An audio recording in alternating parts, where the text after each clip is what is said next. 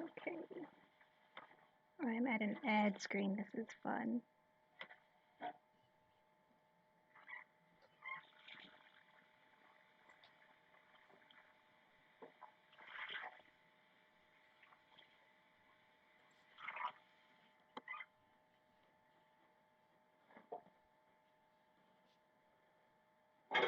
Ooh, we're live. Hooray.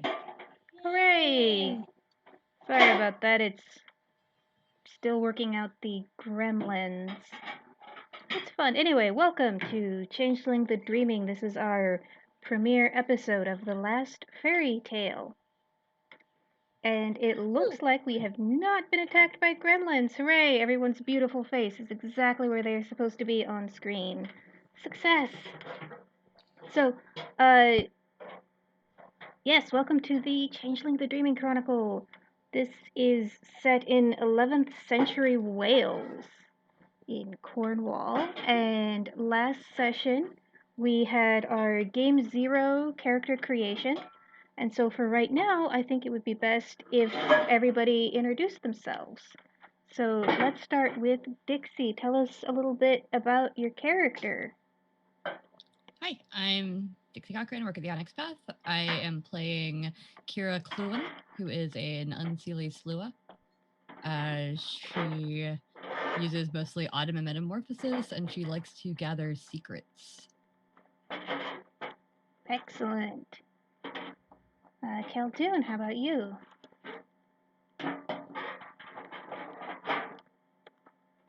Hello, Calvin Khalil. Everyone calls me Moon. I'm playing Baron Cadfell, she, um, who mostly works with Dreamcraft magic. Honoromancy.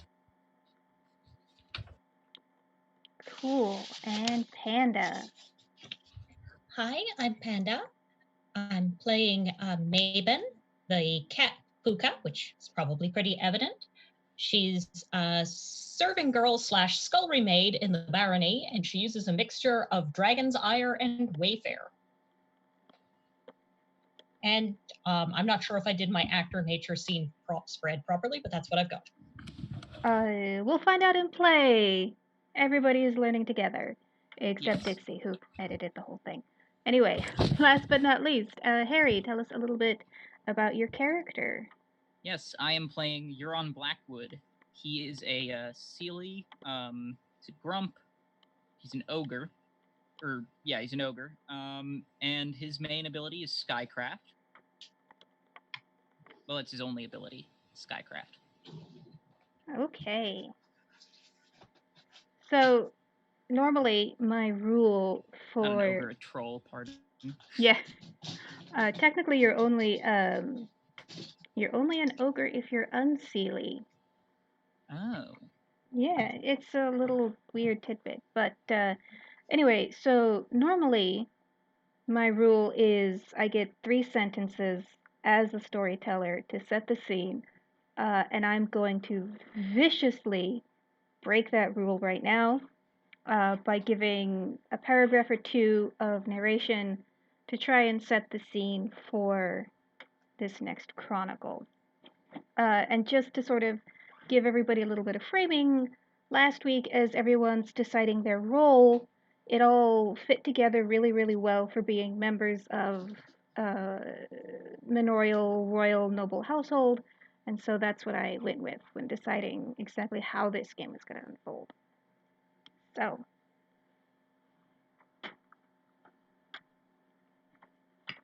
once upon a time, there was a place called Caer Trevenna. It's a motte and bailey structure in Cornwall, located right at the neck of a small peninsula poking into the sea. The main tower sits on a large, flat, man-made hill and is where the highborn and their servants live. Artisans, including blacksmiths, woodworkers, and farriers, live in the enclosed bailey. The settlement is protected by a tall wooden palisade, around which a ditch has been dug. It's a little unfair to call this a moat, as it's rarely more than a foot or so of muddy, smelly water. Surrounding the land are the peasant farms. Here they grow grain, vegetables, and keep livestock, once a week coming to a fair held just outside the palisade. The fairs are small but enchanting, for people have been telling stories about Cair Trevenna for centuries, and they will continue to do so for centuries yet. The land is also called Tintagel, whispered to be the mystical seat of King Arthur's court in Camelot. In the peninsula, a sea cave is said to be where Merlin retreated after King Arthur's disastrous final battle with his traitorous nephew. The peasants whisper rumors that Lancelot, Gawain, and other knights lie entombed in hidden places beneath the castle's moat. Are they true? No one knows. And for changelings, for creatures of story, the truth barely matters. The people believe, and that's what's important. They dream of what the land might have looked like under the influence of a king like Arthur and a queen like Guinevere, touched by Merlin's magic. Those dreams seep deep into the soil, and they permeate the air. There is little here that the dreaming does not touch. Chimerical brownies greedily drink milk left out by farm wives, and curse the blacksmith and his wicked iron tools.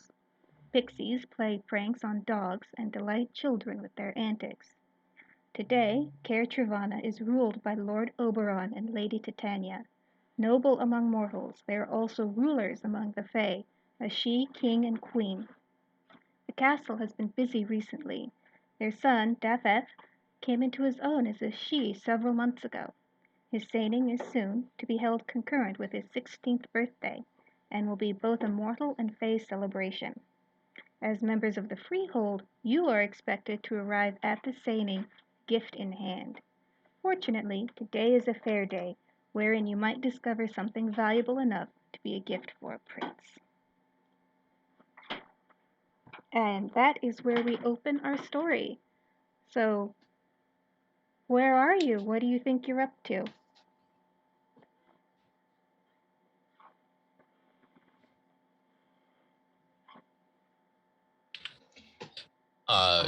Should we talk about how we know each other, or or should we do this as a group, basically? Yeah. So you all pretty much know each other because this is a very small settlement. Mott and Bailey's were not very big. So you all know each other by sight at least, but if you want to develop closer relationships, if you want to be an official motley, let's do it. Well, I was here. Oh, sorry. I'll let you talk first. Okay. I was probably here as part of I was probably hired for some kind of military work, being that I'm a freelance. I've probably been here not a long time, but probably a few weeks. And right now, I think I'd be going to the local blacksmith to maybe get something forged as a gift for the prince. Okay. How about our other three? Whether or not Mabon is known or friend to you is entirely dependent on whether or not you tolerated her investigating you thoroughly and marking you as part of her little collective colony. This was not necessarily harmful, but an invasive process and quite physical in its way. At the moment, she's got a collection of pelts of very small animals, the kind that someone even as lowborn as her would be allowed to have.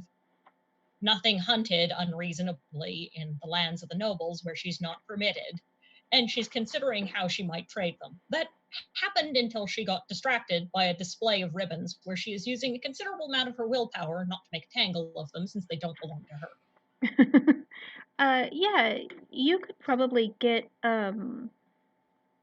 very small rodents, squirrels and rabbits, and definitely rats. It's not really hunting rats, it's more exterminating them. But if you want a couple rat pelts, you can have them.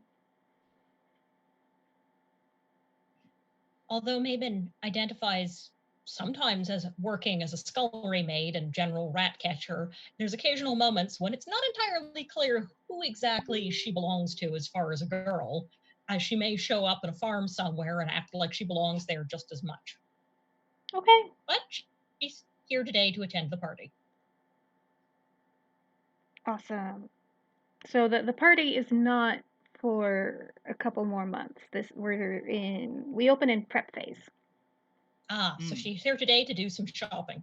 Yes. and trade her pelts for something that might be a little bit better of a present. Yes. So you can go shopping. There's definitely time to get something commissioned. If you want to go out and look for special materials or ingredients, there's also time for that.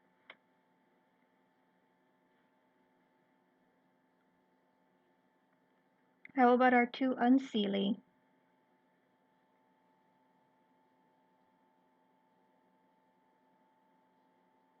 Sorry, I was hoping that Khaldun would go first because I'm going to be a servant of his. So Okay, fair enough. Yeah, I'm Unseelie Baron of House Leanan. We're great patrons of the arts. We're known as muses. We're also known as incubi because a lot of times the artists that we mentor and are the patrons for, well, they don't fare too well mentally or spiritually. We ask a lot out of them. So that's probably what I would be looking for, is something that strikes my eye, some great piece of work, preferably of artistry that I haven't seen, that is new and fresh, that says something that would speak to the character of this changeling that's coming, this she who's coming of age. And of course, I would bring along someone who also has a critical eye with me.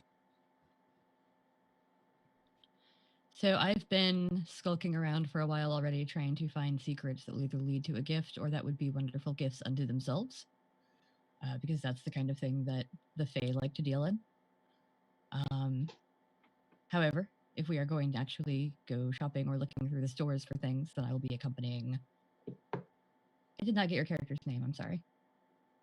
Cadfell. Cadfell. Will accompany Cadfell very quietly. Will not even notice I'm there.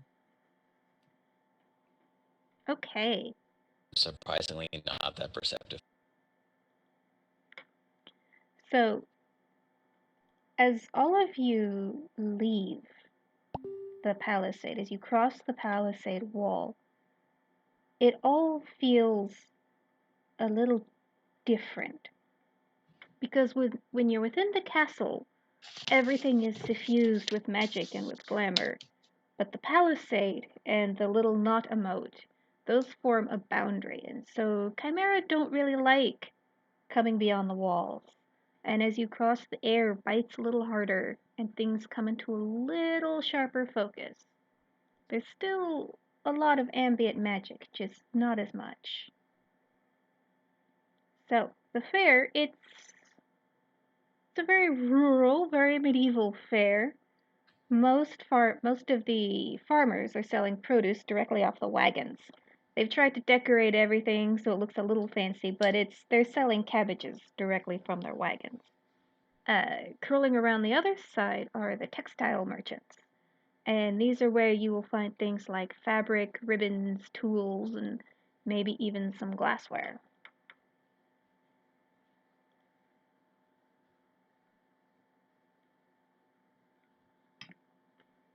So, and then there are also a few entertainers wandering through the crowd. There's a storyteller, there's some tumblers, there's a singer, and then way at the end there is a scribe who has set up a very small stall, and he's not doing a whole lot of business because nobody reads. After I finish giving the details of the sword I want made to the blacksmith, I'm gonna go over to the scribe and see what he's offering. Okay. So because most I want to go poke around that too. Okay. So because most people can't read and they don't really need to know how to read, the scribe is here for the random event in which you might want to send a letter or get news or have something read to you. And so that's primarily the service that he provides. As far as goods, he has a very small stock of parchment and quills and inks and another little itty bitty, like almost like just a chest, just a very small chest full of books. And a lot of these are their histories, they are prayer books. One thing that jumps out at you is it is an illustrated book. And by illustrated, it's all pictures. There isn't a single word in here. And it looks like it might be something kind of like a Lives of the Saints, because it's mostly just pictures of people and they're doing very stylized, very symbolic things. And so, what is your occult and or academics? I believe I have Occult's not a skill on my list. Yeah, that's not a Oh, skill. I'm sorry, Grimory. I've got 2 in each. I have 1 in academics. Okay. So it occurs to you that in the old days, when the lore was kept by the bards, it was actually forbidden to write things down.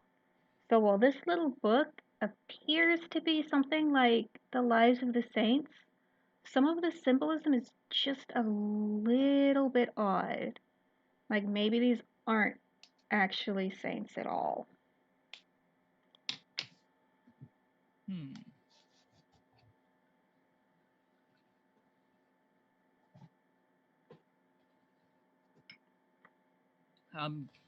Young man. Oh god, that accent. Oh jeez. Okay. Young man. I'm practicing. I'll get it down eventually. Practice as much as you want. Yes. I'm in need of a letter to send to the prince. If you could write that for me. I can write. I'm just not sure if my handwriting is of royal standard. So. Oh, I'd be happy to serve you, good sir. It's a copper penny for a page, if you don't mind. Brilliant. I'll hand him the penny. Sure. Just say congratulations on your coming of age. May this sword serve more as a decoration than as an actual tool. Certainly. Would you like me to illuminate this at all? It'll be a little more expensive, but I assure you it'll be worth it. I think you should. Right. I'll get right to work. Come back in an hour or so. Absolutely. Can they see me? Can the scribe see me while they're talking? How good is your stealth? 3. Yeah, there's... I mean, I walked right up there. I just don't know if they're looking at me or if their backs are turned. I'm gonna say there's a lot going on, and this guy's super excited to have paid work. If you don't want to be noticed, you won't be. I'm gonna steal that book. Okay. Wow. I'm gonna say that's probably dexterity plus larceny. Yep. Will you actually roll when I ask you to? I got 8 successes. Jeez. And I'm not actually sure how that happened because I only rolled 6 dice. Cool. Okay, yeah. So what happens is this guy, he's setting up. What's that app again? Let me know. Yeah. Let's advertise the app in chat. I think everybody wants it now.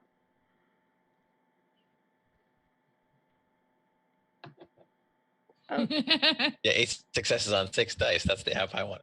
That's the Onyx Dice app. Anyway, yeah. So I'm gonna steal that book. Cool. All right. So, because you succeeded so fantastic, so the guy's setting up, and he's putting out like his little pots of colored inks very carefully, and then one just happens to fall over into the grass, and it's very expensive ink, and he's very upset about this. So while he is focused on trying to save his ink and everything, you have the perfect moment to just in the pocket. Yeah. slip it into my bag. I'm going to do that, then I'm going to go catch back up with, I'm going to forget your name again. I need to write this down. Cadfell. Cadfell. Well, what's your name? Kira. Kira. It's spelled real weird because it's Welsh, but it's pronounced like Kira Knightley. Okay. Yeah. Apologies ahead of time for people of Welsh Celtic descent. I'm going to pronounce everything wrong.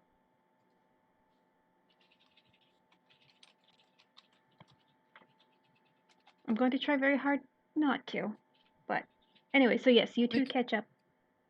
Quick break. If everybody, I know we're live right now and I'm sorry to be helpful. If everybody on the meeting thing could hit rename and put their character name in front of their actual name, that would be super helpful. Yep. Okay. Back to catching up to Cadfell. Yes.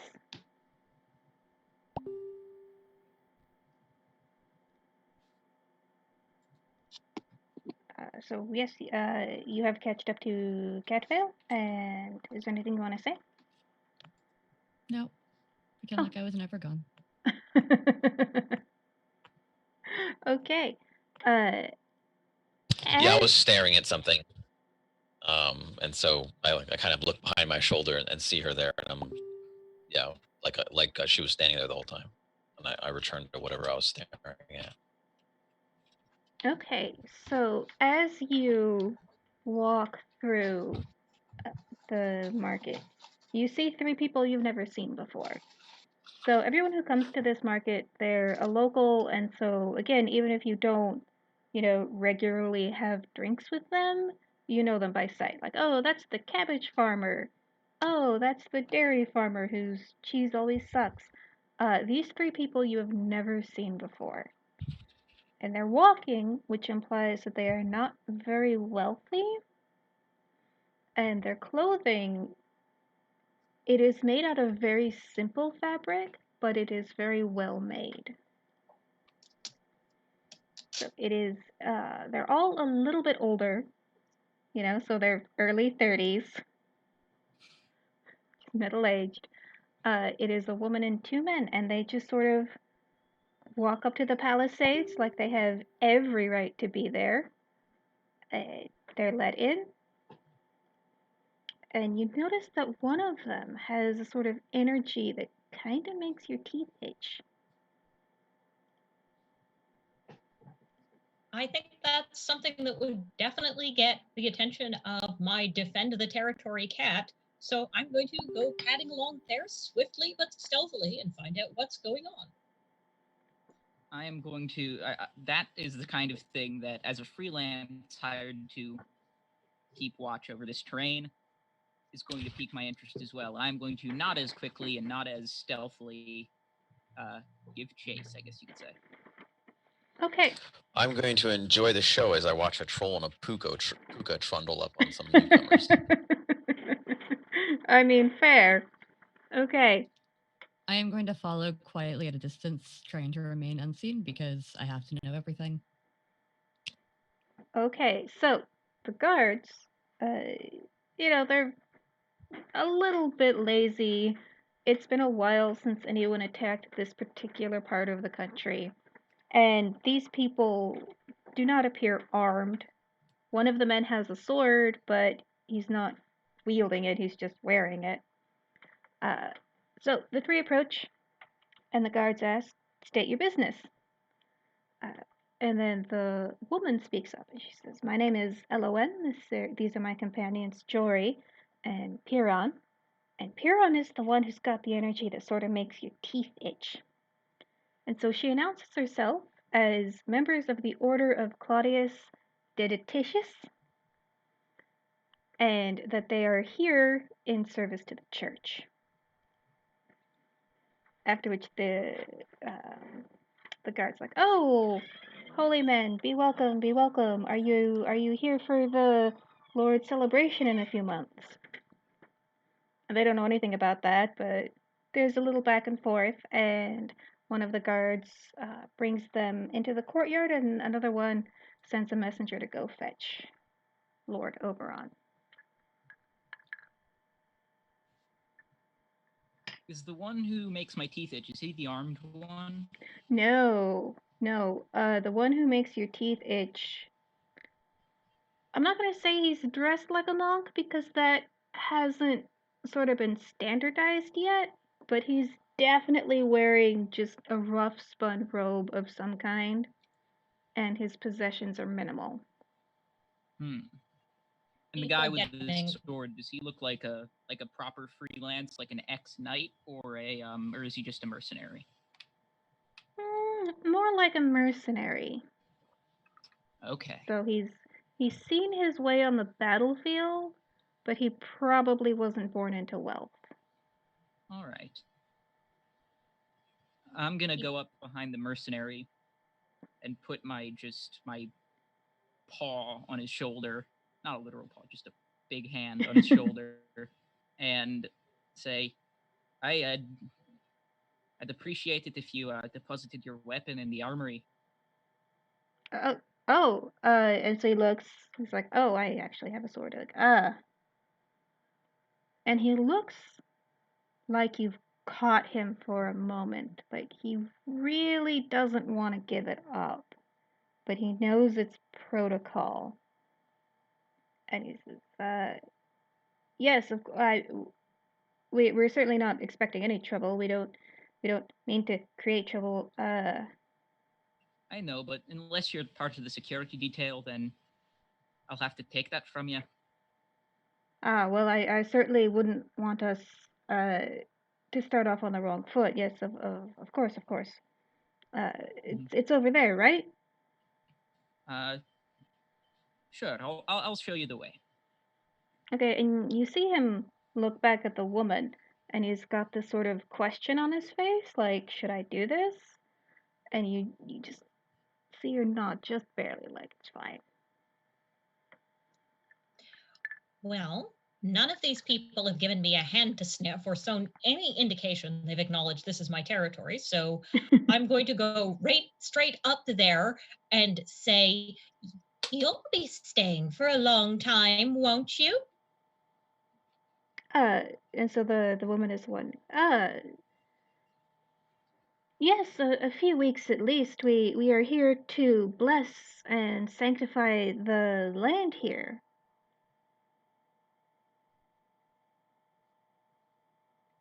I give them a perplexed stare down look and use my ability to investigate to see if I can figure out what they're up to. Now, which stat would I be using best for trying to figure out what on earth they're up to? Would that be better off using empathy, which I don't have much of, alertness, because I'm seeing these as a threat, or is there something else? It's perception empathy, usually. Yeah. So perception. I'm sorry? Perception empathy? So I'm going to say perception empathy, you can get a sense of what they're feeling. Perception alertness, you can get a sense of their capabilities.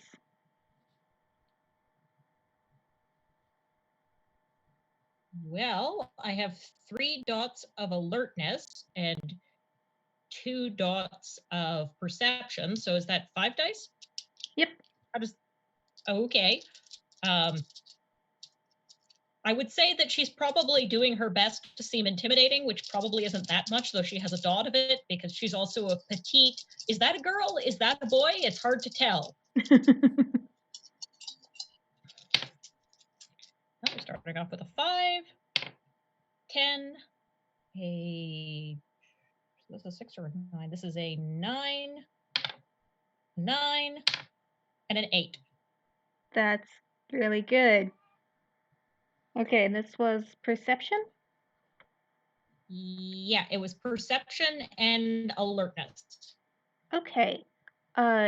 So the woman, she's a little bit older. She's got a soft belly, so she's probably had a couple kids, even though there aren't any here right now.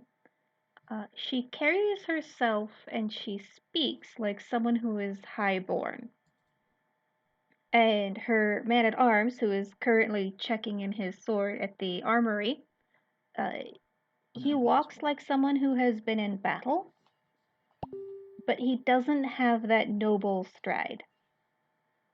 And then the last guy, it's really difficult to tell anything about him. He's very quiet, he's very humble, and it looks like he doesn't quite want to be noticed. And the more you look at him, like, the more your teeth just, like, they're just itchy. Like, there's something about this guy.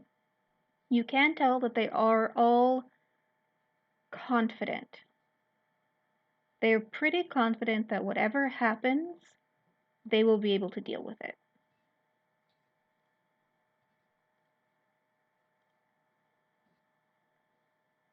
So, that's what you get. I ask them what land in particular needs blessing. So the woman looks a little taken aback, like, why is a servant asking me directly? And she looks around, and no one else seems scandalized. So she says, "Ah, well, that is the charge of our order. We are.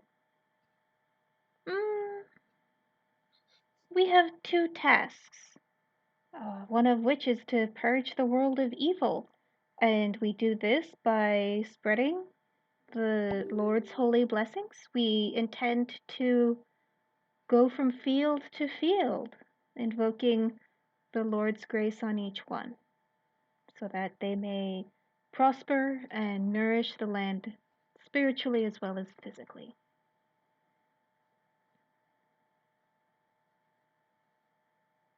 I give them a long blink, blink, blink, blink in typical cat has no social skills behavior. And so remind me, how old does your character look? She's in that of age, but very, very, very young going on. It's a little hard to tell because she's small, she's fluffy. She could pass as a teenage boy if she needed to. And she definitely looks common, but like she belongs in pretty much anywhere you might find her. Okay. So you look young enough that Elowen feels justified in asking, "And do you say your prayers, little one?"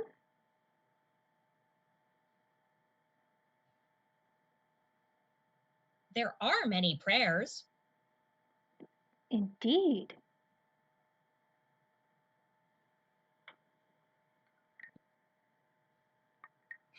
And at this point, one of the guardsmen returns and says, "The Lord will see you now." And without even saying excuse me, they all just leave. Do they have any bags? Or Uh, any like bag carrying yeah. with them? Yeah, it appears as though, so they each have a couple belt pouches holding their personal items. Jory appears to be the pack horse, for lack of a better term. He's got a very large knapsack that probably holds like their rations and their supplies and all those other. And I mean extra clothes, I'm assuming, things like that. Yeah. So before they like run off, I'm going to try to run up and say, I'm so sorry for her. Let me take your things to her room. Kind of bow and walk off. Go Okay. get like a footman to help out. Yeah, it's not that much. They will gladly hand it off to you, and they're like, "Oh, someone who knows what they're doing." I'll take it upstairs, and then I will rifle through it. And as they leave, first of all, as the man at arms leaves, I'm gonna lock the armory behind me, and then I'm gonna go to one of the guards and say, I'm not sure what they're up to, but I get the bad feeling. Just have someone pat them down before they go to see the Lord, and keep a tail on them. Well, they're on their way to see the Lord right now. Should I abandon my post? Aye, I'll watch it. Okay. So he scurries off.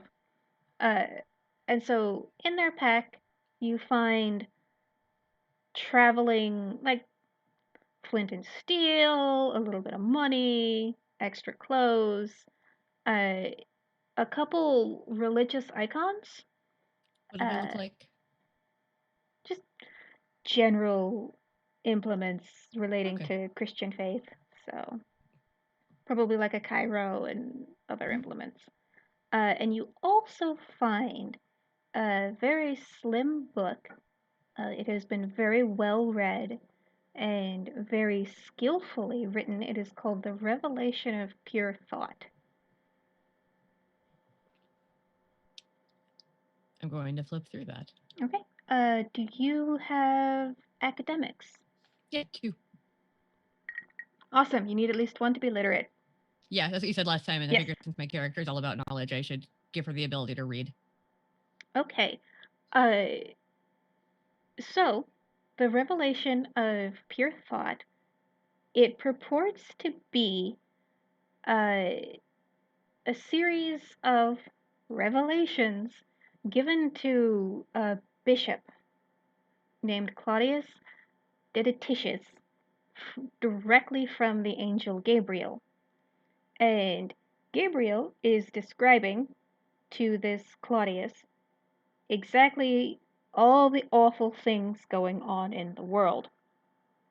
And so he just describes a whole bunch of monsters and then charges Claudius with not only combating them himself, but collecting allies around him to do the same. And it appears as though Claudius was given some kind of power. It's unclear, but you can tell that he was, according to this text, invested with something that was supposed to empower him to do what the angel Gabriel is telling him to do. So. Oh, sorry. Yeah. Okay, and I heard them earlier say they were from the Order of Claudius or whatnot. So Yes. Cool. Okay, I'll put everything back as I found it, and then slip into wherever my lord is accepting them, just into the back in a corner. Okay. Yeah, he is receiving them in the main hall.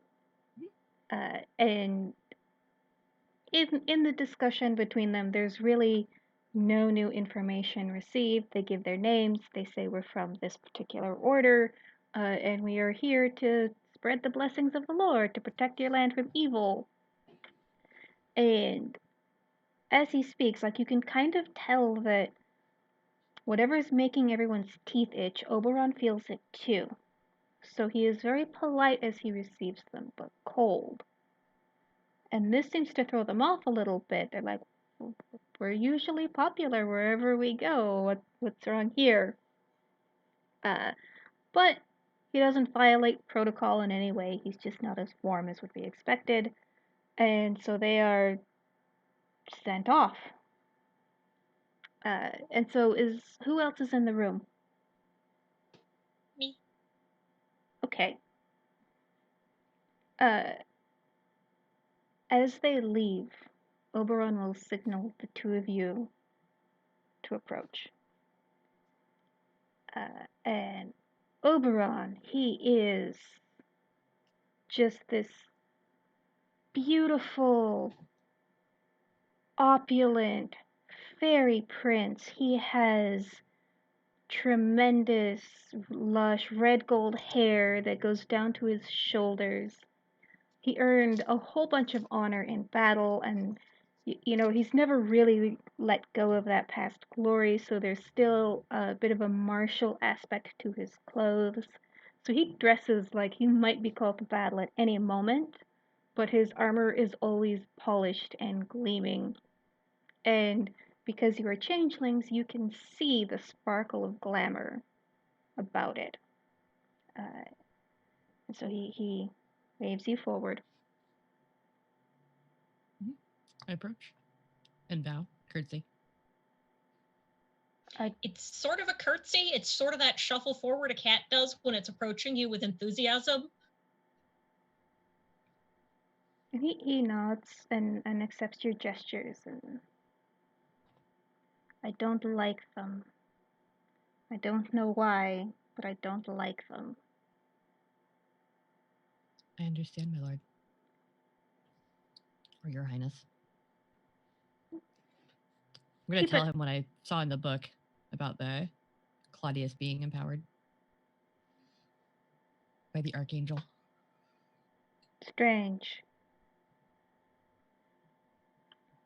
I don't like these people who speak of angels. Rats bring fleas. Fleas bring itches. Itches in the bones. Yes, I felt that too. Fleas hopping around all the little fields. 3 little fleas. Can you not speak straight? And as once the guard returns, the one who I took his post, Yes. I will head back into the throne room. Yeah, so you walk in right as the Sloa's like, can you not speak straight? And so Oberon sees you enter the room and he waves you over as well. And what do you think of our new guests? I don't trust them. I've put detail to follow them and observe. But I don't know, I get the feeling they're up to no good. They're one man-at-arms whose weapons are locked safely in the armory, so I'm not sure how much trouble they can cause, but something's up. I agree. Well, You they're... would always see a cat take vermin out of the fields. Doesn't make sense. I don't know that I can necessarily forbid them to do what they want. The common people, they adore these new teachings. I'm not entirely sold myself. Keep an eye on them. Find out exactly what they intend to do.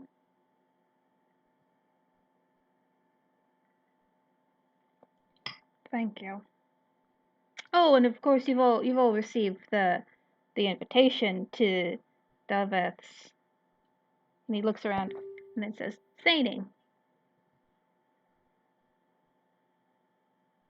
Did I get the invitation verbally, or did I get it as a bit of paper or parchment or something? They would not have presumed you knew how to read. It would have been spread about that everybody is welcome to the birthday celebration. Special people are welcome to the saining after. I produce then someone else's invitation or a bad copy of the invitation that got badly messed up and announce that, oh no, I lost it. Knowing me, it's probably my invitation. Yes. If it happens written on it. If it happens to be his invitation, I deposit it proudly in front of him, like I've put things as they should be. I thank you. Your lordship, I don't know if you plan on inviting this one, but if you don't, would you mind me bringing a +1? As long as they can see what we see.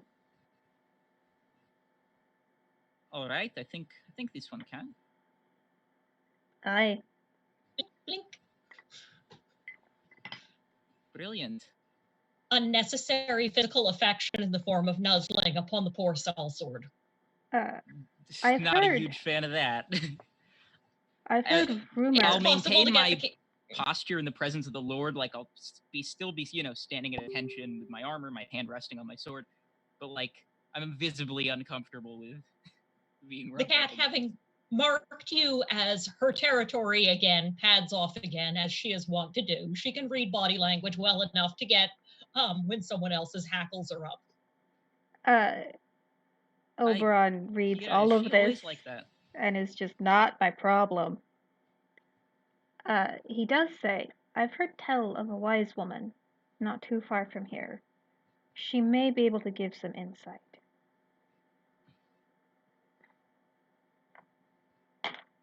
I left. Okay.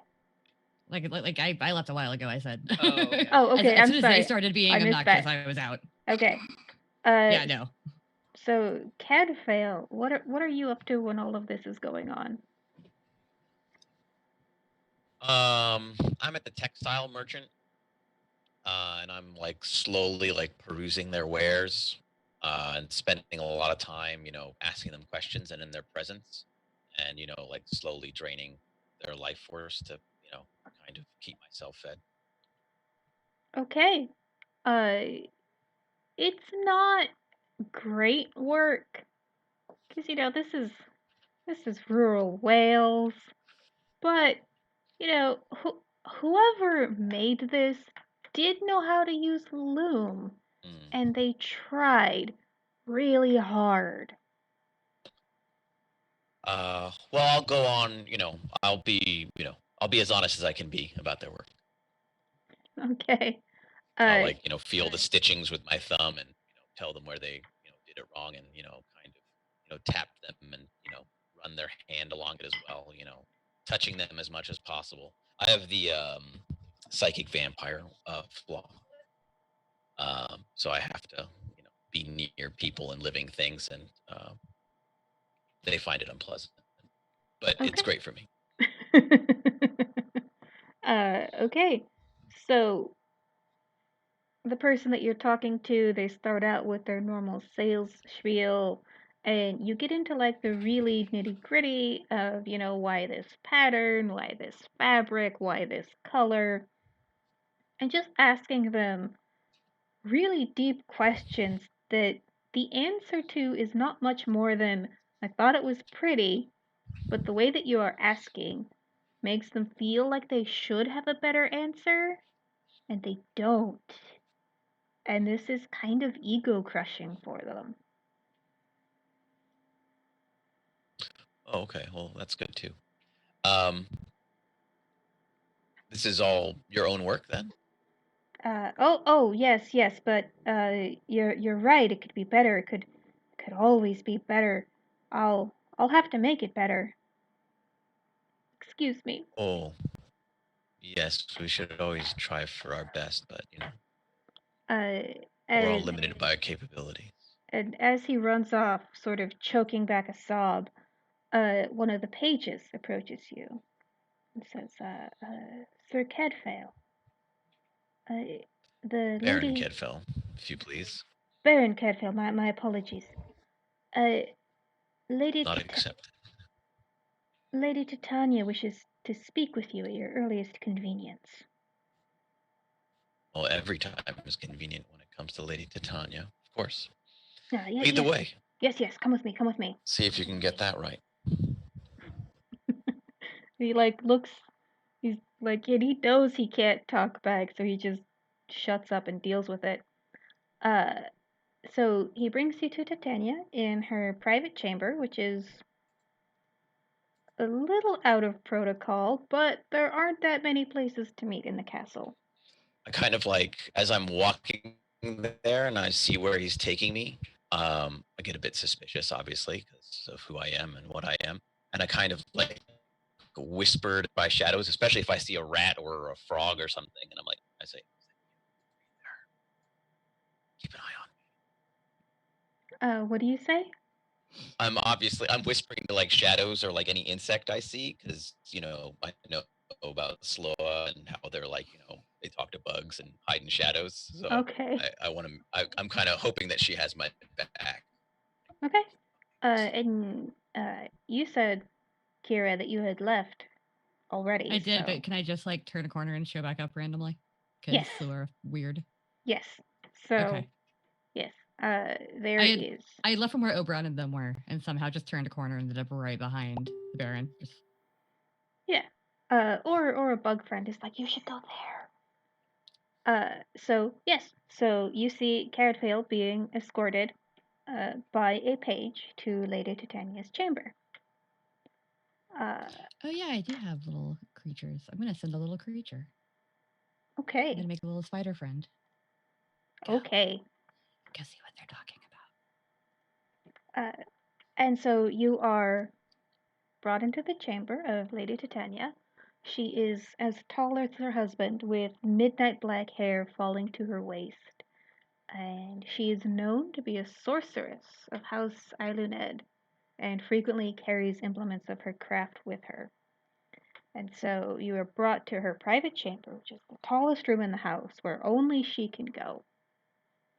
And you see her, and she's staring out of a window, looking somberly. And the page brings you in and says, "My Lady Titania," and then he leaves. And then she turns to you and is like, "Ah, quite prompt. I appreciate that. Thank you." I bow deeply and I say, "Of course, my lady." I try not to look directly in her face. I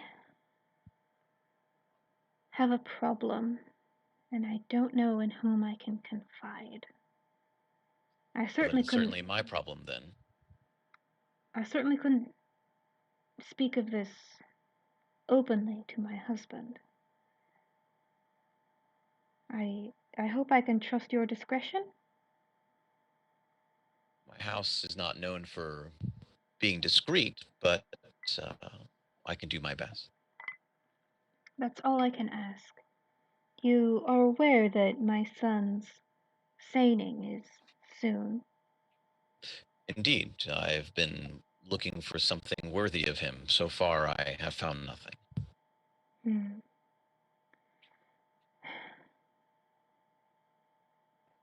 I worry that others may seek to disrupt this event. As you know, Is there a reason you have this fear, my lady? well, as you know, the War of Seasons uh, is in a period of truce, but the 100 years expires soon. Nobody knows when, but the signs are there. I worry that enemies from the east, they may try and come here and disrupt the event. Maybe even use this as the reason why the war will resume. Well, my expertise is certainly not in battle, though I do dabble in swordplay, but I could certainly try to keep It my ears and eyes open and see if your yes, fears have some merit. it is not swordplay I need, it is cunning and insight, and I have a bad feeling. Hmm. Well, I would never doubt the merit of a sorceress's bad feelings, especially one as powerful as yourself, my lady. I shall do whatever I can. Has your son displayed any issues? Has he been acting strangely? Any signs that you can point me towards? Oh no, no, my son is wonderful and beautiful and talented and everything a mother could hope for. Of It course. is only that I worry that such grace, it has the potential to create jealousy. I am worried that our enemies will become jealous of us and use this as a chance to strike at our heart. Hmm. Well, I shall see what information I can gather. It's a very amorphous threat that you describe, but perhaps there's a pattern to it. Perhaps, perhaps this is nothing. Perhaps I am simply looking for something to occupy my time with, and I have fixated on this for no good reason. But I cannot escape the feeling of dread.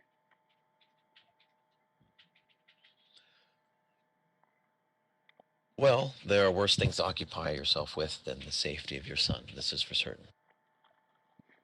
I appreciate that. I have taken enough of your time. Well, my time is all yours. But if you have no other need of me, I shall go my task, my lady. I appreciate that. You are dismissed. Of course. I bow deeply and walk out. Okay. And she just goes back to staring out the window.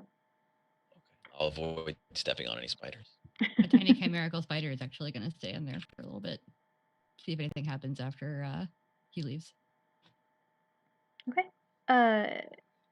So she does get sort of that 1,000-yard stare out for a while.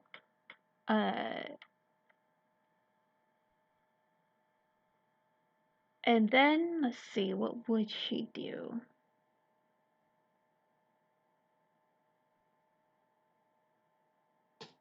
She would probably... You hear her mutter something to herself about someone named Mailcar.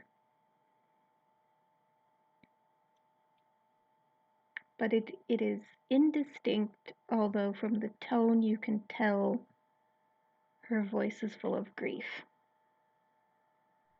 Okay. After a while, my spider can come back and tell me all these things. Mm-hmm. Because I can't hear through it, but I can talk to it, so. Yes. Okay. I should name him. Do that later. Anyway. Okay, so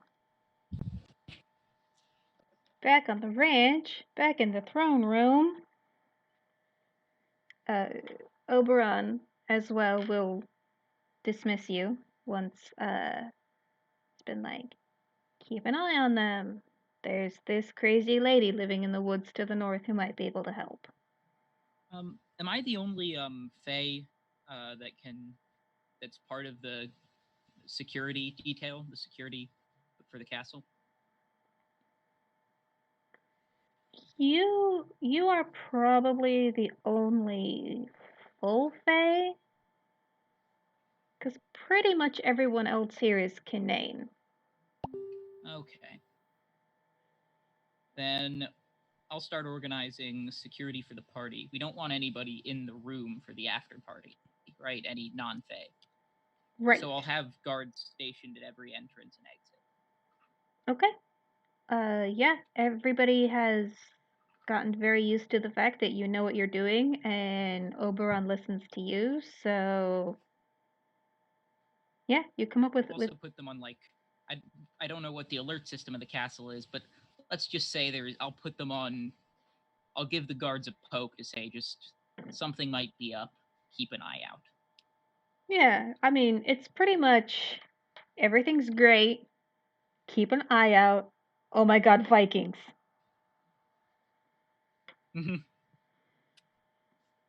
Light a signal fire, Vikings are here. I'm sorry? It's like, light a signal fire, Vikings are here. Yes, although we are winding down on the Viking age now, but you know, nobody knows that in the moment. And hey, sometimes Vikings are here means stuff to buy. Yes, sometimes they are here to trade and everybody's happy. Except for miscellaneous husbands. So as Baron Cadfell is walking away or going to whatever he's doing, I'm going to just kind of like sidle up beside him and say, so I heard everything.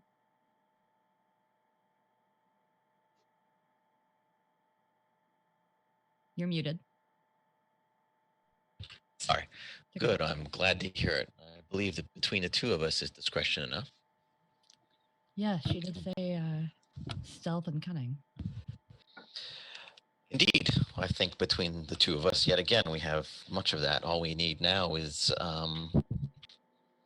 the actual perhaps threat. a strong arm and perhaps a little chaos. Oh, I dislike the chaos, but I understand its necessity.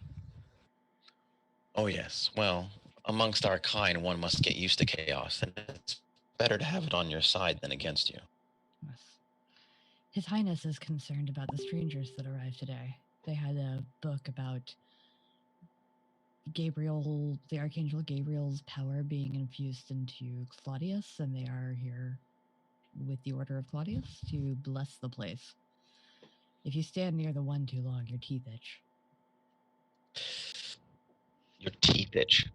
Oh, okay. Try it. It's very strange. I thought that was the fabric I was standing next to. It made the rest of me itch for certain. This was teeth specific, so How strange. Yes. Well, sometimes if I go without nourishment for some time, my teeth ache, but It's different. itch. That is a new one. Yes, sir. Yes, my lord. Yes. So that was the matter that the troll and the puka were looking into? Yes, however, as you know, I think that you have the most cause to speak to any strangers staying here. It looks suspicious when scullery maids and cleaning wenches start barging into people's rooms. You can issue commands, my lord. We can't. Fair enough. I don't think I wish to really provoke the ire of people who believe they're speaking to angels and such. Of all the mythologies, I do find that one interesting. So, do you believe that these two issues are connected? I am not sure, but mysterious strangers no one's ever seen coming here on the same day that the queen is concerned about a threat to her son on his birthday is something to at least look into. Agreed.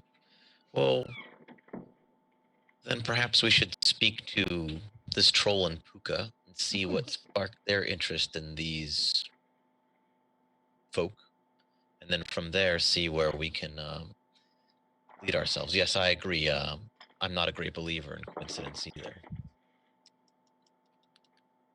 And perhaps I can befriend these fellows and apologize for their rude treatment. I've never seen you apologize for anything, my lord. Oh, you wouldn't mean it, is what you're saying. I understand. Yes, good. I'm glad that we are on the same page.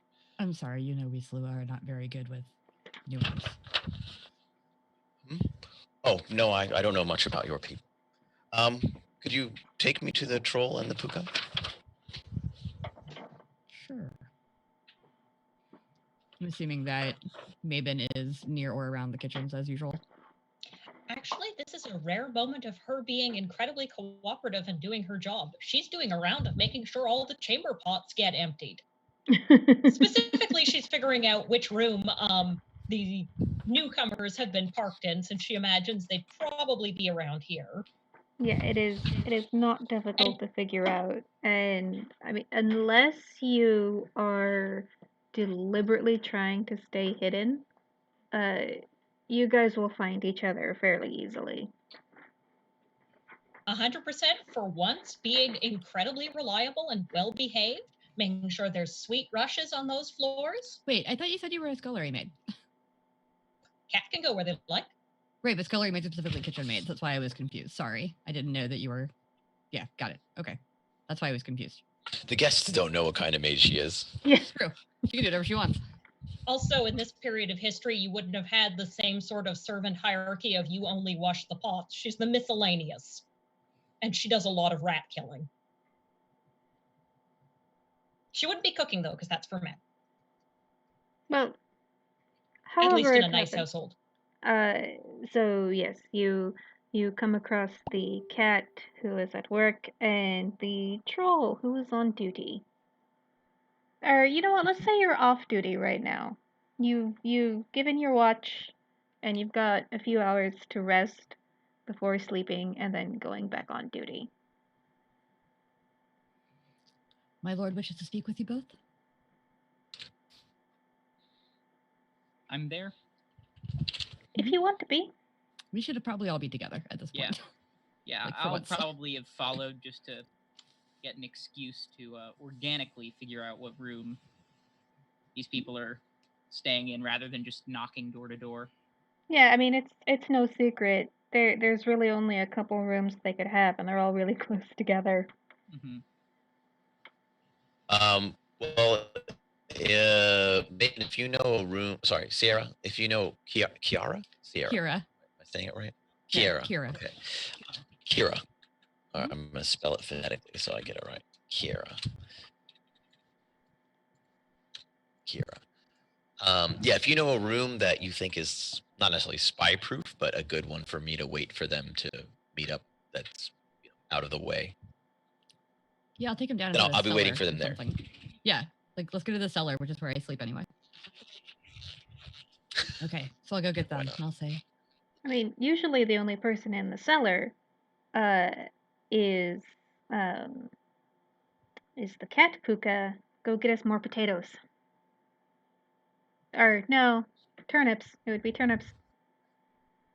where would you like my bedroom to be then? No. The only other person. I'm sorry. Okay. Yes, as far as privacy, the only thing you have to worry about Yes. is my character either coming in with a stick and beating the crap out of rats, killing rats, or Got it. leaving with an armful of totally not potatoes. Okay. Anyway, all I want to I'm do is sorry. take them down there. So that's what I'm doing. Okay.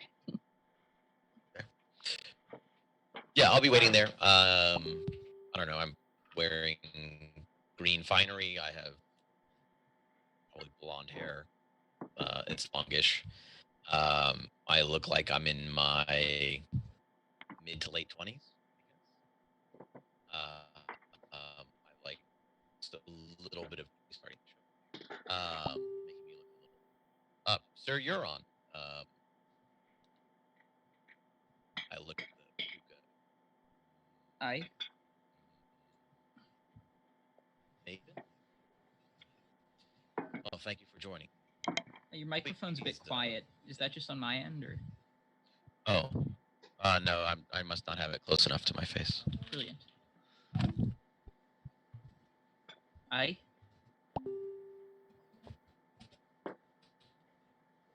So you're on bringing to with me. Again, there was a moment of poor connection. Yeah, I saw that. There are some strangers in town, and I understand that we've all been asked to look into them. So it seems. Indeed. I'm not quite certain why this was tasked to us. Is there any insights that either of you can give as to the purpose for this? Well, I handle security around here, so it only makes sense. They think they're cats, but they're not. I see. More in the manner of wolves. Dogs. They're dogs. Dogs. I'm sure that'll make more sense later. Is there any leads that you have so far, or information you wish to share? I understand they belong to some kind of religious order. Is that correct?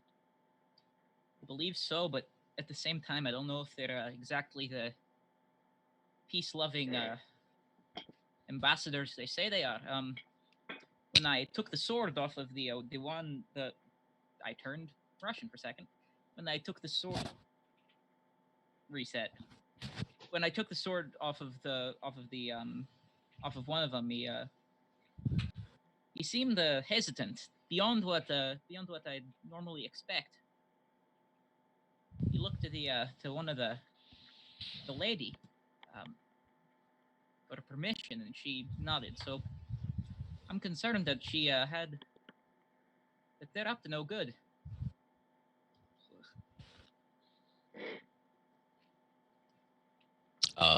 As am I, certainly. Well, I was thinking of speaking to them, perhaps, if not gaining their trust, then at the very least, understanding them a bit better. What were your next steps, Sir Euron? I was going to rely on the guards to keep an eye on them, get reports, have them followed. I'm a little bit too noticeable to hang around. I sort of gesture to my face, which you can see has been like clearly very, very badly burned at some point in the past. Like 3rd-degree burns all over the face. I'm bald on part of my head because of it. So you have like a noticeable like disability or something noticeable. Like that? Yeah, it's a battle wound from getting oil poured on me. Do you pledge And I'm fealty also to a pretty any? big dude, at least the character is, so I'm probably Sir, not the you are. best to go around Do spying. you I would do you have any like assume heraldry, or like is there any like particular house that you're like pledged to? Obviously, on your. No, I'm a freelance. Okay. Of course, I would- yes, a freelance. Yeah. I The would freelance, by the way, the symbol for that is a blue fist on a white shield. Hmm. So on my kite shield, there's that symbol. Okay, I give you kind of like a noticeable wink.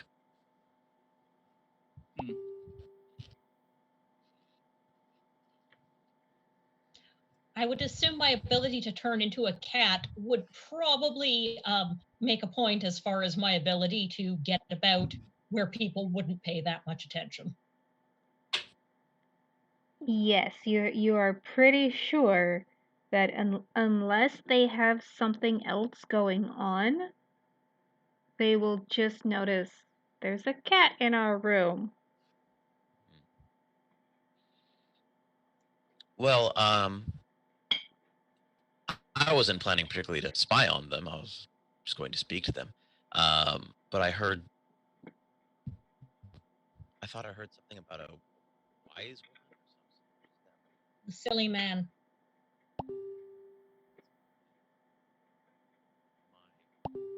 Microphone, I'm sorry? Travis. I heard something about a wise woman. Such, is that right, Kira? No, I'm mistaken. Really, none of your characters are gonna tell us about the wise woman that Oberon told you about. I said the silly man. Means nothing. It was a wise man? I was in the room when Oberon No, a explained this. silly man. Silly man. Could you tell us about him? Do I know enough about Puka to get an idea of what she's trying to say? How high is your grimoire? 2. Yeah, and you probably would have known her well enough by now to sort of understand her weird speech proclivities. Okay, yeah, but getting directions from her would be a real pain in the butt. I've decided that I'm not finding this a productive conversation, so my character just goes in the direction of the wise woman. Yeah, which I was about to say. She would be a terrible person to get directions from, but a very good person to follow. Fair. I'm not attempting to hide my particular progress, and it's very much the pointed, done with this conversation, off I get. All right, I guess I'll follow. Turned Russian again there, damn it. Okay. Is she far away? Is it a long journey? Should we speak to? I turned Kira. Is she far away? Did you overhear this as well, or? I heard nothing. I don't know what the tiny one is talking about. And I also don't know where she went. I think we're going off to see the wise man. Is wise man? Wise woman, wise man. Silly man. Is she far? I asked Sir Euron. I don't think so. She's probably trying to lead us, so she wouldn't have gone She wouldn't have gone too far to follow. Very well. Well, I did ask for chaos, so here we are. I follow the cat.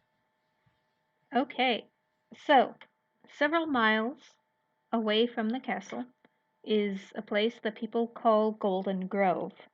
Why do they call it Golden Grove? There's no gold here. Sometimes the leaves are gold, but only for a few weeks in the fall. And so this is where Margate the Wild lives. And so the peasants often come here when they have problems. They're kind of difficult to solve. Make this person love me, make this person not love me. Why does it itch in this particular place on my body? So they all go visit her. And as you approach her cottage, she is in a grove that is wildly just all the plant life, all the wildlife.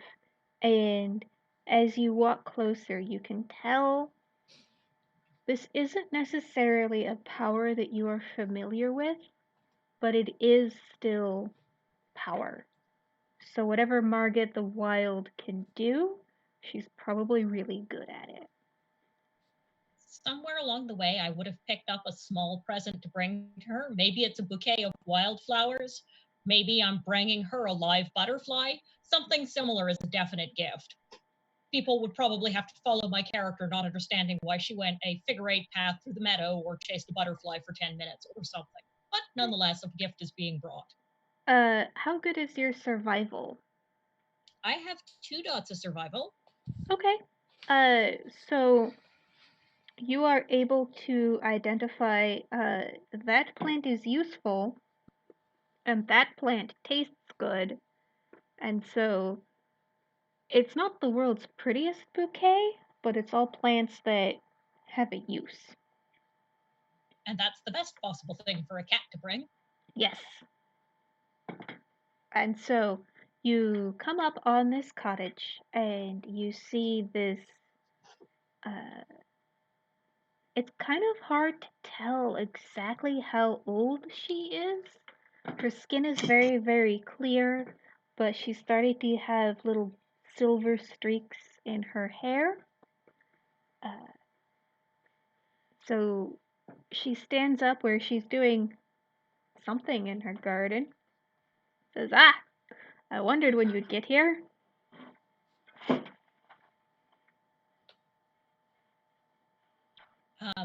I politely present my bouquet to her, and in so much as a puka can, roundabout fashion, I'm so sorry about that. Someone forgot that I was streaming tonight and decided to call. Oh no. Did it throw me out of the conversation? No, you're Or am I in. still Yep, there? you're fine. Okay, good. Terribly sorry about that. There we go. Sorry, I was saying I politely greet her and provide her with the bouquet, in so much as a puka can. Oh, well, aren't you the sweetest ever? So she accepts it and sort of pats you on the head. This is to my character's great enthusiasm. Oh, come in, have some tea, have some tea. So she will. I'm sorry? I ask if it's all right for my friend, referring to the sellsword and, well, freelance, and these 2 others to come in. Oh, yes, I've been waiting for you for a while. You're late. Pad, sit down, take tea. I'm suspicious and a little bit slightly worried, but I'll be polite. So I'll go in and I'll sit as well. Okay. And so she's got a cast iron pot. It's got some kind of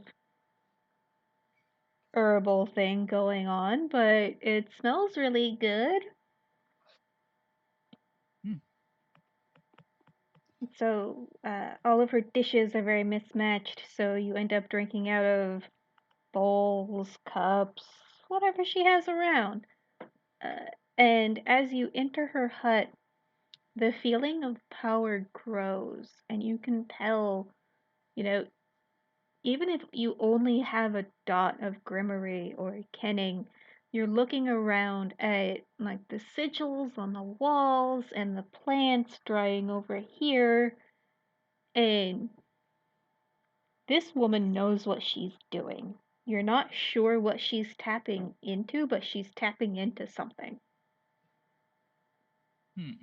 So it's not glamour. It's not fairy magic as you understand it, but it is something. So you knew we were coming. Did the Lord tell you? He's behind the times. No, I know. I learned it the way I learned everything. It came to me in a dream. All right. Itchy Teeth on 6 feet came walking through the gate. Well, that's a tragedy and a half, isn't it? They think themselves as shepherds, but perhaps they're wolves? In these times, there's precious little difference between the two. Aye, for those of you who don't speak Puka, or I don't know if I'd even know that term. Yeah, you would. Yeah, we're all I'm fairies. definitely not a Puka. Definitely not a Puka. For those of you who don't speak Puka, I think she's trying to say, or that I'm speaking very clearly. The 3 new visitors are probably up to no good. We're worried about them.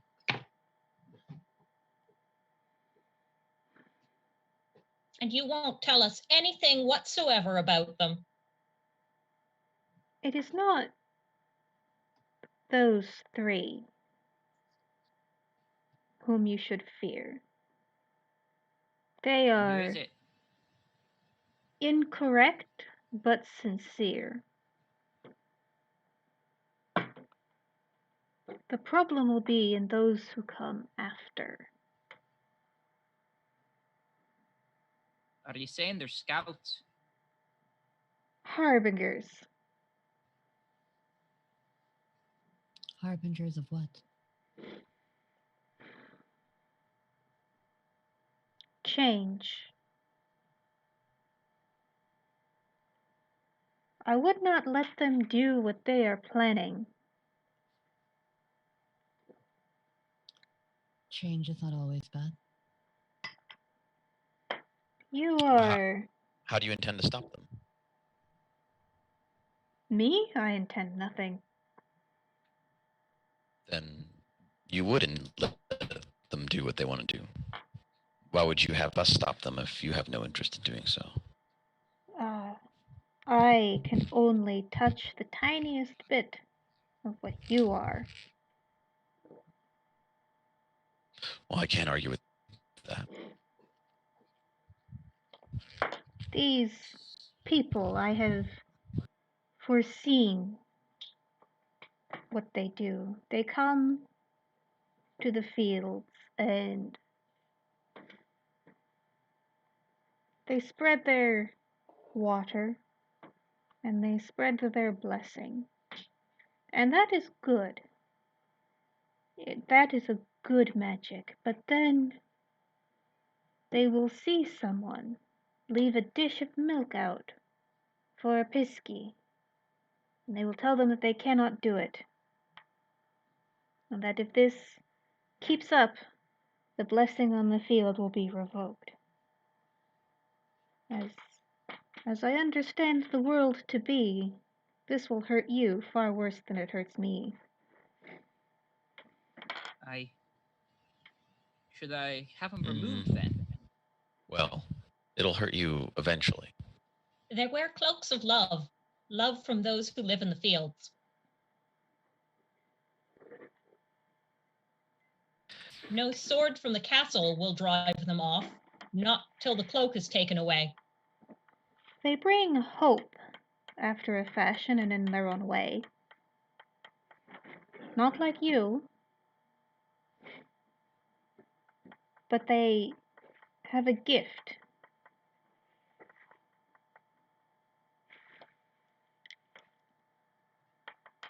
And many are eager to accept it. What is that gift? Other than blessings? Hope? Oh, hope. Just...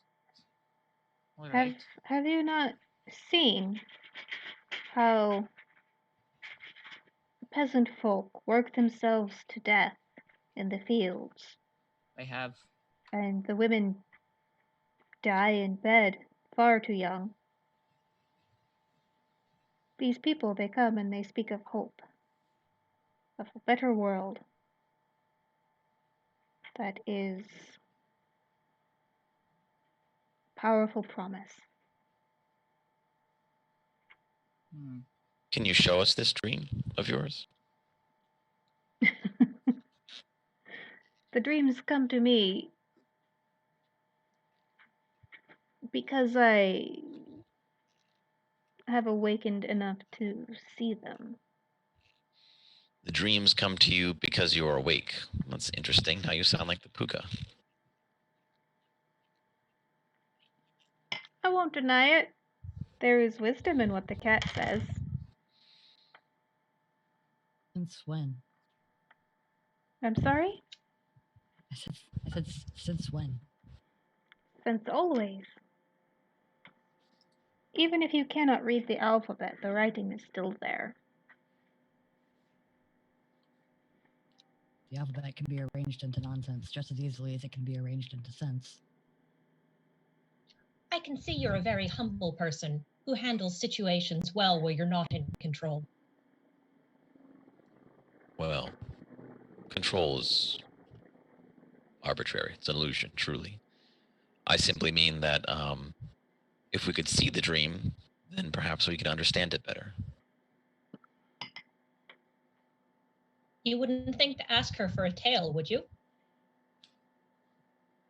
Well, I mean, we have our own capabilities, and mine happens to be to see dreams. So if she is speaking of a dream that she has, then we could walk into that dream.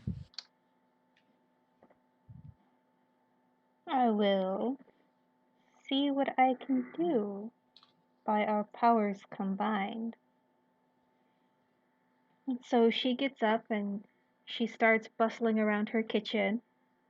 She puts a new cauldron on, throws a bunch of herbs in. You notice that she's throwing in some of the really special mushrooms. Lets that steep and does a couple more things, and you can sense that she is drawing on some kind of power, but it's one that you've never really felt or experienced before.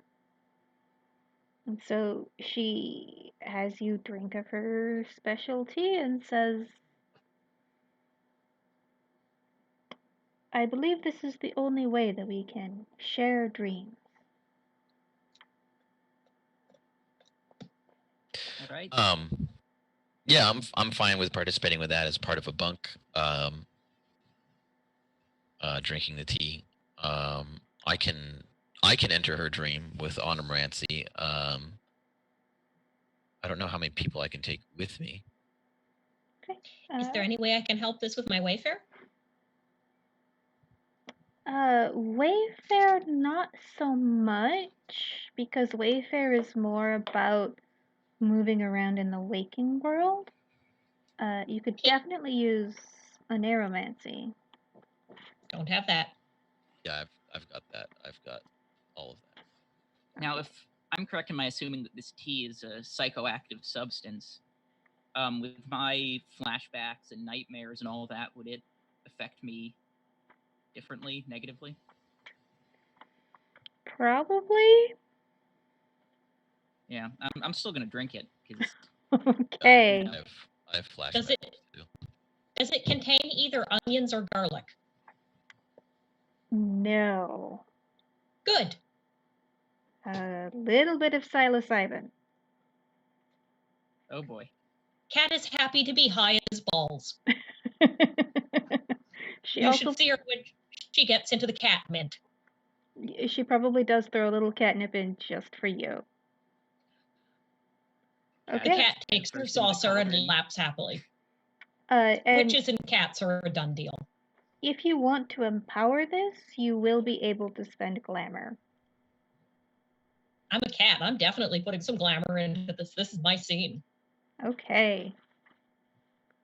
And then, Moon, are you using any specific oneromancy power?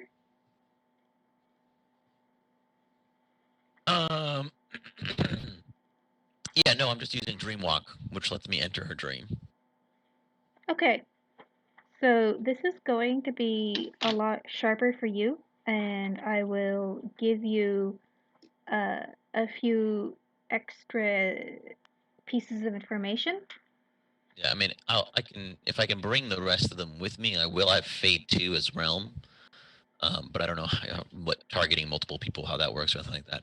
I know with level 3, which I have, well, I can bring a bunch of people with me physically Okay. to a dreamer, but I assume that's different. Well, she's a mage, so by your powers combined, you can get everyone into this realm. Okay. And so, because you are changelings, you can tell that this is a place of dreams, but it is not of the dreaming. It's almost like she has walled off part of the dreaming and turned it into a little pocket universe, which that should not be possible, but here it is. So there are no trods, there's no silver path, and it feels that there are boundaries here, which you've never felt before. But it is still the dreaming. And so you see pretty much what she described. You see Before these. we go in Yes. for real, can I just say that I'm not going to drink the tea because I don't trust this woman. I'm going to put my spider on the Baron's shoulder to go with them because Okay. it's chimeric, and I'm going to stay here and keep watch sober as they are maybe not in their bodies for a time. Okay. Yeah, and so you notice them. They fall asleep, which is weird because as changelings, you can walk into the dreaming anytime you feel like. You don't have to fall asleep. So the fact that they are having to fall asleep is weird. My little spider asleep. Is he chimerical? Yeah, but he could still be asleep. It's cute. Yeah. As long as he's chimerical, he can still make the crossing. Yeah. So, yeah. Okay. He has that one anime snot bubble. No, exactly. He's like that little cute spider that they made the CGI about. Yes. Oh yeah. He's dumb. Anyway. Okay. So you witness pretty much what this woman told you about. You see the three of them. They are going from peasant field to peasant field, and they are performing blessing rituals.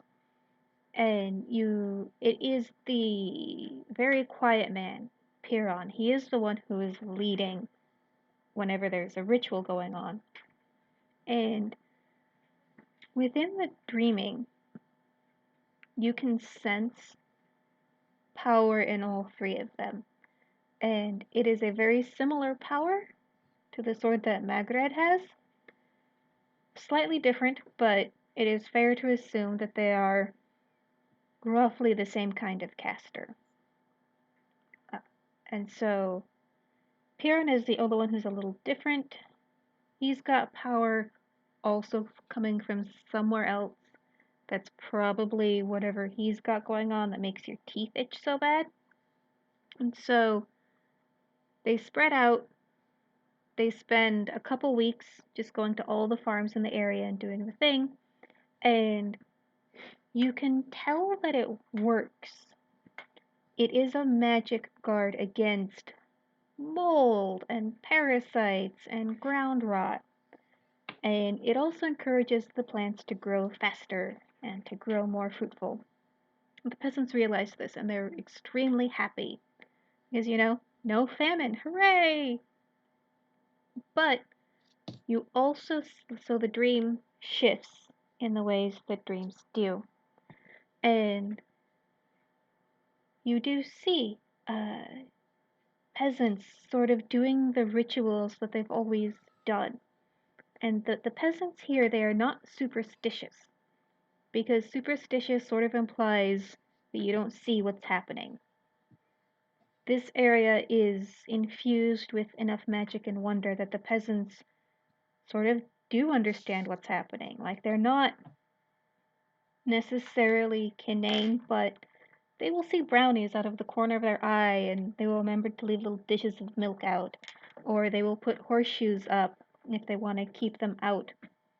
And so you see these three people going through town and convincing the peasants you should stop this. This is This is not a good practice. You are, accepting the presence of evil into your life, pretty much is their viewpoint.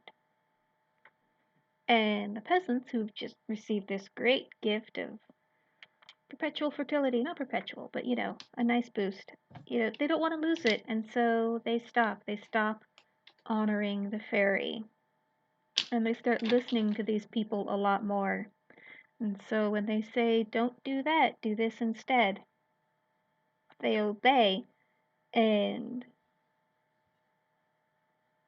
you can tell that things get less magical.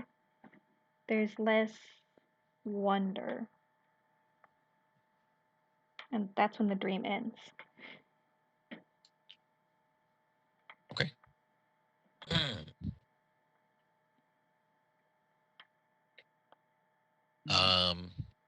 So they blessed water and then poured it on the field, that kind of thing? Yeah, pretty much. I mean, I don't want to go into like super detail, but it was a ritual of blessing. It was mostly Christian. It worked. I wouldn't have any suggestions on what to do about this. I think we might need to get rid of them. Not hurt When them you or say anything, get rid of, okay, go ahead. just show them the door. But the cloaks of love. Cloaks of love. The cloaks of love wrapped around them from the peasants. Right. The Lord's sword cannot drive them out until you remove the cloaks of love. I mean, it can. Wait, are they awake? Am I here now? Yes. The Okay. dream ends and everybody wakes up. I didn't know if they were talking in the dream or outside of it. Okay, sorry. I mean, you can, just some people won't like it. I think that got to make them lose favor with the peasants. Well, I mean, I'm sure we all have lots of ideas of how to confront or combat them, but it's really not our decision to make. It's true. I will say one thing, and that's that we common folk gossip. I could always plant some rumors. That's a good idea. And we all know that no one believes the wisdom of the servants. The townsfolk do. They're common like us. No one would believe it if you told them that they were thieves.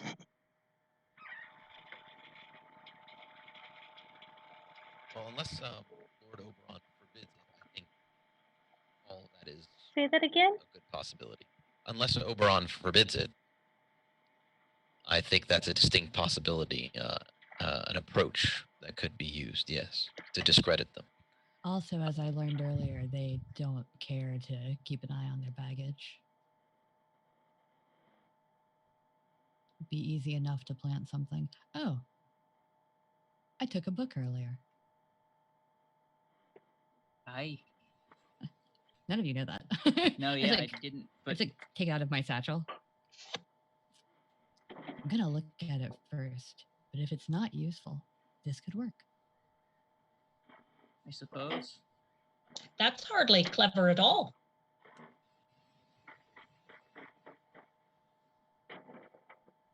Well, I turn to the wise woman. Oh, what's her name again? Magred. Magred, thank you for sharing your dream with us. It was quite useful. Is there any service that we can do for you before we leave? Today, no. Later, maybe. Well, I do not know your capabilities, but later is much different for us than for you. Not as much as you might think. I make no assumptions.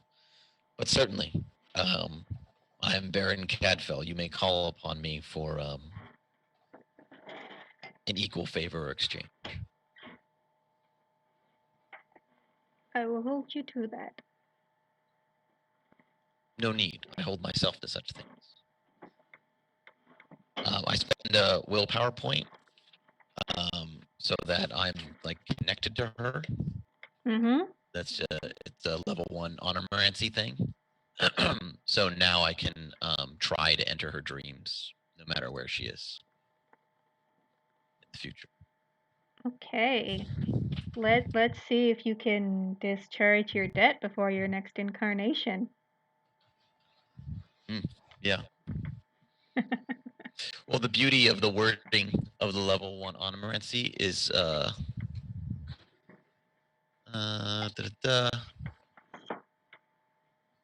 spend a willpower point to forge a connection, allowing the honorancer to enter her dreams from anywhere in the future. Period.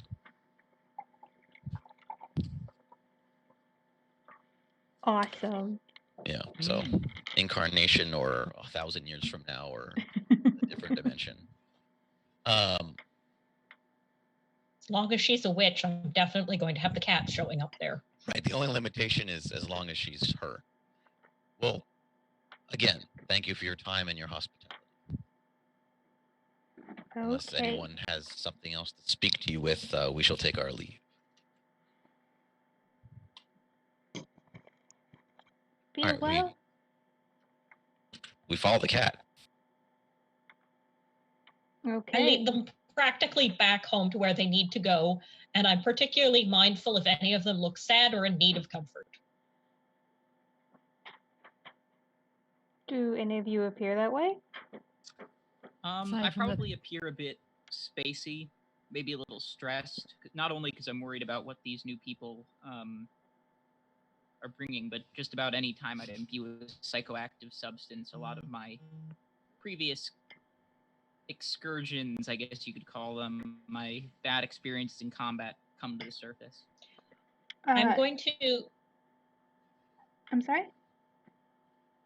I was going to say, I'm going to attempt to embody my Saint Celia aspect as a cat, and one of the things that cats bring, as well as protection to the area from parasites, is comfort, and while not crowding his body space, make sure I pad a little closer to him. Yeah. And yes, for Euron in specific, you don't necessarily have a flashback as much as you have a flash forward.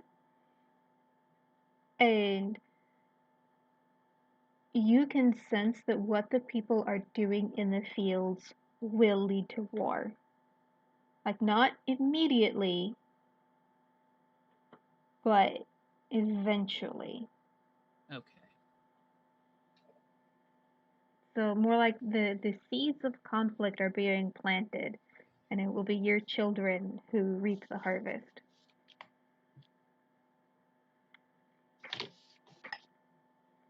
Okay, and so as you walk back to the castle, night has fallen, so it is dark, but the moon is out. There are enough stars. You're not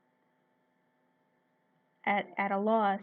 And as you are walking back, you see this brilliant flash across the night sky.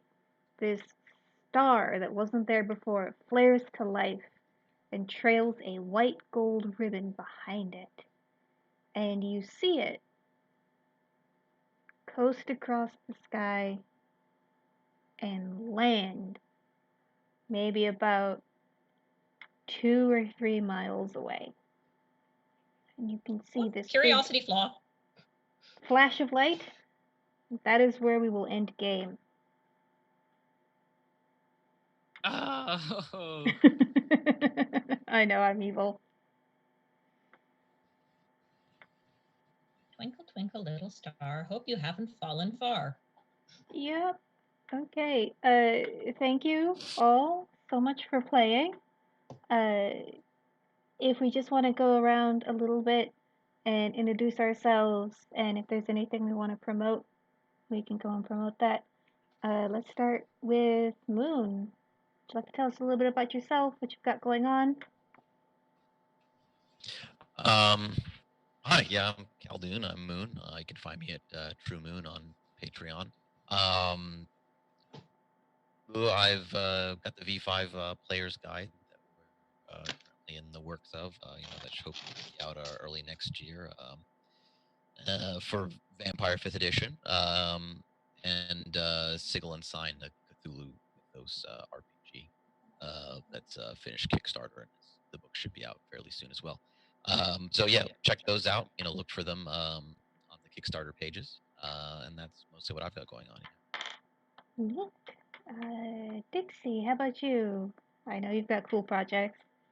There's always so many projects for the Onyx Path. I'm Dixie, I edit for Onyx Path. I also in-house develop, working on a lot of things right now, including Exalted Essence and Hunter the Vigil and Lunars and stuff. And as you've probably seen linked in the chat a bunch, we have the Kickstarter going on right now for Cult of the Blood Gods. I think we just doubled our goal earlier today, and we're only on day 2. So that's super exciting. So lots of stretch goals still coming. Keep an eye on it. It's a really cool book. The art that I've seen already has been amazing. Chicago by Night should be shipping soon. So many cool V5 things that we're working on. And then of course Trinity and Trinity Aeon just came out. So there's a lot. And if you want to follow me, find me anywhere, you can find me at Dixie Cyanide, which is right below here on all social media. Yep. And I spelled it correctly this time. Yes. I'm not gonna lie, I did check, but it's because I'm an editor and that's my job. That's totally. I am also an editor, so I felt really bad about the error in the first place. It happens. Panda, anything you're up to want to share? Well, I'm supposed to be working with BNS shortly on their Blood and Betrayal to help depict an NPC in the short run. But That's super cool. Other than that, I'm having a very quiet time. So you can just find what I'm up to, mostly just at Vepols, VEPOLS, both Twitter and Instagram. Awesome. Thanks so much. Last but not least, Harry, you want to introduce yourself? Talk about what you have going on. I'm Harry. I do this show as well as I do Blood City with Chris and David. It's a great show. It's on Sundays from 4 to 6. I also am in Little Brook Reunion, the Changeling the Lost show. I play Nate. He is on the show is from 4 to 6 every Thursday. I also host the podcast Saratoga by Night, which just finished, which about a few weeks ago finished its first season. The second season is going to be a Hunter the Vigil version, Chronicle instead of a Vampire the Masquerade one, and it's going to be taking place in the 1700s on the eve of the Battle of Saratoga. That sounds super cool. Hunter the Vigil is my favorite of the Chronicles of Darkness. I want to see that. And as for me... you can find Saratoga by Night anywhere where podcasts are. SoundCloud is where our RSS feed is, so if you really can't find us somehow, even though it's on every podcast platform, just go there. Yay! Awesome. So definitely check that out. And as for me, I am your storyteller. My name is Rachel. Check out Cult of the Blood Gods. It looks really cool. And with all the Aeon stuff coming out, I got to contribute to one of them. I wrote a scenario for In Media Res. I wrote artifacts, etc. about fallen empires, and the empire in this case is Hollywood. So I'm very proud of it, and you can go check that out. You can also find me at Stolen Fire on most social media, technically Twitter. I hate Twitter. I'm never on it, but I'm on Twitter. Anyway, thank you Wretched so much. hive of scum and villainy. Yeah. Anyway, thank you so much for watching, and I can't wait for the next game. Me too. I'm excited. Yeah. So good night, everybody.